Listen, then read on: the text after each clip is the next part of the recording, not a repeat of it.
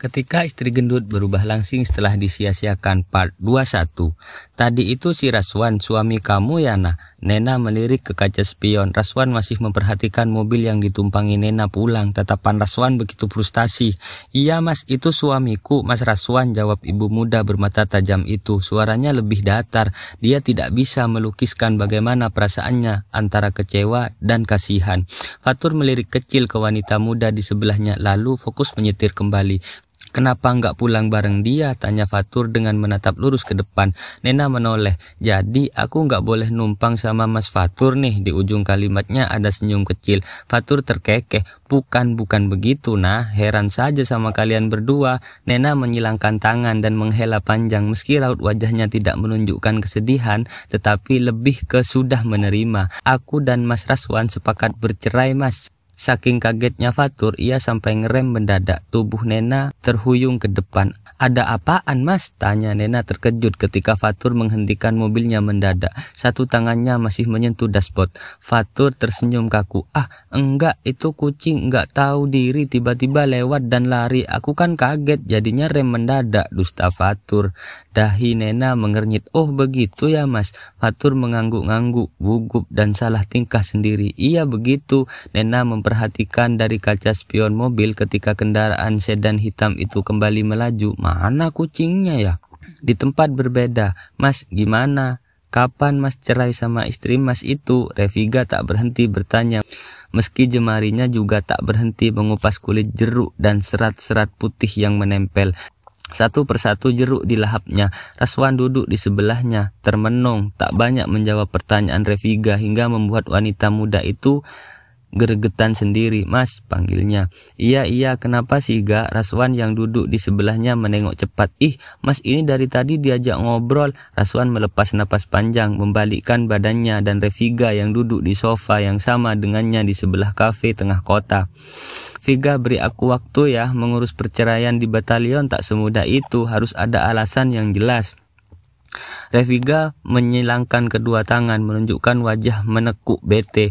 Ini bukan alasan yang mas buat-buat kan untuk mengulur-ngulur waktu menceraikan istri mas. Nada suara Reviga agak ngegas. Raswan melirik kanan kiri. Pelankan suaramu, gak enak didengar pengunjung lain. Wajah Reviga semakin menekuk. Habisnya emas pelin-pelan sih. Bukan gitu gak, kamu santailah sedikit. Aku kan baru pulang satgas. Di batalion itu gak mudah ngurus perceraian. Kan aku sudah bilang harus ada bukti yang kuat, terang Raswan sekali lagi. Ya kamu bilang saja kalau kamu sudah tidak cinta padanya, sudah bertemu denganku dan bla bla bla bla. Cara berpikir dangkal Reviga membuat Raswan semakin malas. Berarti aku harus mengakui kalau aku punya selingkuhan gitu kan? Ya emang kenyataannya begitu. Kamu ini gimana sih? Itu sama saja matiin karirku. Aku bisa di-sell kalau ketahuan pihak batalion. Oce Raswan. Dia mulai membandingkan Viga dan Nena. Nena saja tahu kalau ada wanita lain, tetapi dia tidak melaporkanku. Aku tahu itu karena dia masih kasihan jika aku terkena sanksi kedinasan. Viga kenapa nggak bisa mikir sampai segitu ya? Sikap Raswan yang marah membuat Viga melenyapkan sikap ngambeknya. Dia takut ditinggalkan oleh bapak satu anak itu di saat ia berharap sekali bisa jadi istrinya Raswan. Jadi istri abdi negara adalah keinginan lamanya yang terpendam.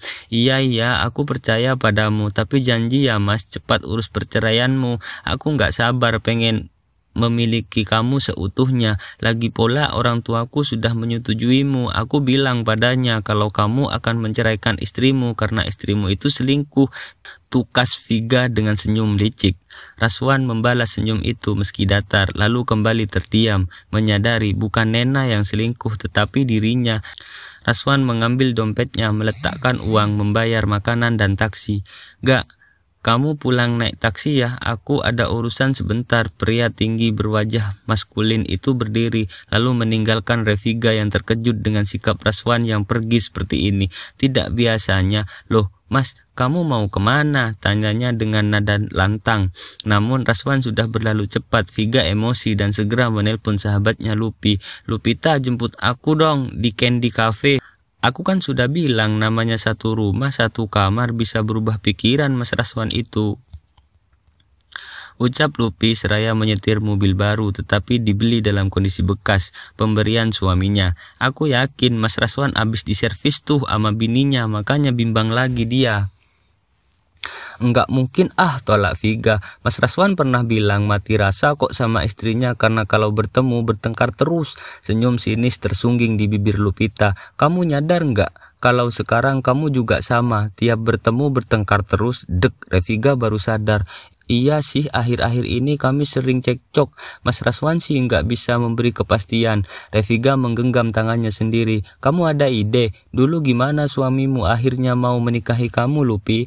Lupita tersenyum tipis. Aku ajak tidur di hotel. Kalau udah berhubungan badan biasanya susah lepas. Cowok jadi merasa punya tanggung jawab pada kita. Reviga mencerna kata-kata sahabatnya. Setengah jam kemudian, Raswan telah berada di rumahnya. Ia berdiri di depan membuka pagar dan mendapati rumahnya gelap. Nena belum pulang. Pintu terbuka ketika ia membuka kunci rumahnya yang kuncinya biasa diletakkan di bawah keset pintu, juga mendapati ruang tamu masih gelap. Raswan menggapai tembok mencari saklar lampu, menyalakannya dan terduduk di ruang tamu. Pandangannya mengitari seisi rumah yang selalu rapi, yang tak pernah ia pedulikan sebelumnya apakah rapi atau tidak. Tak peduli Nena telah bersusah payah membersihkan rumah, sekarang baru terasa pengorbanan istrinya selama ini. 10 menit dari waktu kedatangannya, sebuah mobil terparkir di depan rumah. Pintu mobil yang membuka terdengar di telinganya, lalu diikuti suara tawa dan obrolan antara Nena dan Fatur. Makasih ya Mas, iya nah, sampai jumpa besok.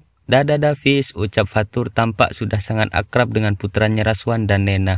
Dadah Om, suara mesin mobil itu sudah tak terdengar di telinga Raswan. Nena membuka pintu, masuk bersama Davis ke rumah dinas sederhana itu, mendapati Raswan terduduk di sofa ruang tamu. Sudah dari tadi sampai rumah Mas, basa-basi Nena.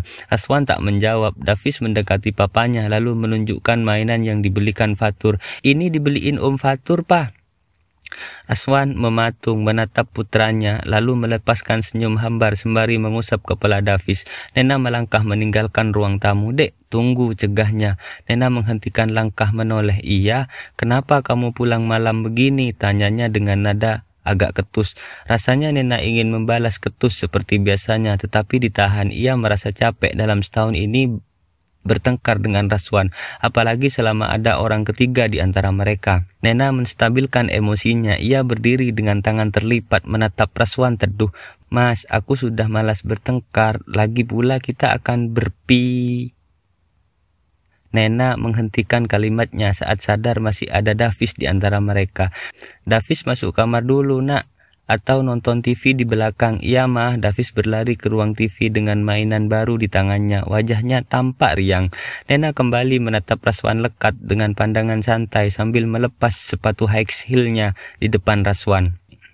Mas, sudahlah, aku nggak mau bertengkar. Lagi pula, waktu kita tidak banyak sebagai suami istri. Sejak kamu sepakat akan cerai waktu itu, aku berbulan-bulan berusaha untuk ikhlas dan menerima. Sekarang aku sudah menerima keputusanmu. Kita tinggal selangkah lagi berpisah kan? Satu hal lagi, jika aku keluar sampai malam, seharusnya kamu tak mempermasalahkannya. Karena aku pun tak pernah mempermasalahkan jika kamu sudah tak peduli padaku. Sejak kamu kenal wanita lain kan? Raswan tertegun seperti disekak mat.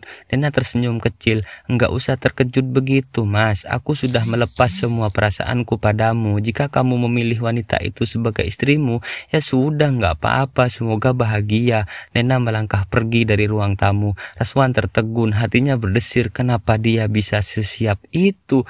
Sebaliknya, Raswan yang tiba-tiba saja menjadi tak siap. Bersambung. Lanjut di part 22 ya.